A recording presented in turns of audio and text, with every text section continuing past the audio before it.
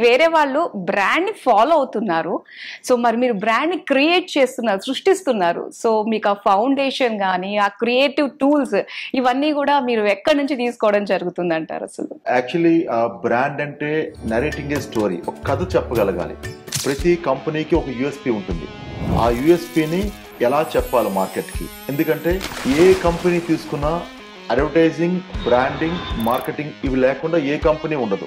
ఒక ప్రొడక్ట్ ని తయారు చేశారంటే ఆ ప్రొడక్ట్ మార్కెట్ లోకి తీసుకెళ్లాలంటే ఆ మార్కెట్ లోకి తీసుకెళ్ళడానికి మేము ఒక సాధనం అడ్వర్టైజింగ్ ఏజెన్సీస్. సో దీనికి రకరకాల ఫిల్మ్స్ చేస్తుంటాం. అందులో మొదటిది యాడ్ ఫిల్మ్స్. యాడ్ ఫిల్మ్ చేసేటప్పుడు we have to narrate A brand story. ఒక కథ చెప్పాలి, దాంట్లో ఎమోషన్ ఉండాలి.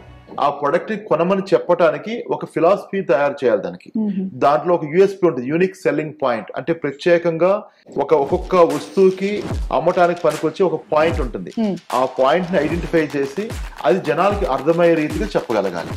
అది చెప్పడానికి ఫస్ట్ మేము లాట్స్ ఆఫ్ వర్క్ చేస్తాం. ఫస్ట్ ఒక ప్రొడక్ట్ ని అర్థం చేసుకోవటం, ఆ ప్రొడక్ట్ కి టార్గెట్ ఆడిన ఎవరు, అంటే ఇది వాడే వాళ్ళు చిన్నపిల్లలా, ఉమెనా, లేదంటే యంగ్ ఎంటర్ప్రెన్యూర్సా, యంగ్ పీపులా, ఎవరు దీనికి టార్గెట్ ఆడియన్. ఆ టార్గెట్ ఆడియన్ కి ఎలా చెబితే ఆ కమ్యూనికేషన్ వాళ్ళ మైండ్ లో కూర్చుంటుంది.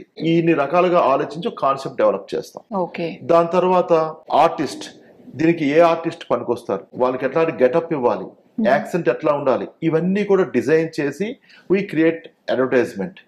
దీన్ని మార్కెట్ లో తీసుకెళ్లడం ద్వారా ఒక ప్రమోషన్ జరుగుతుంది.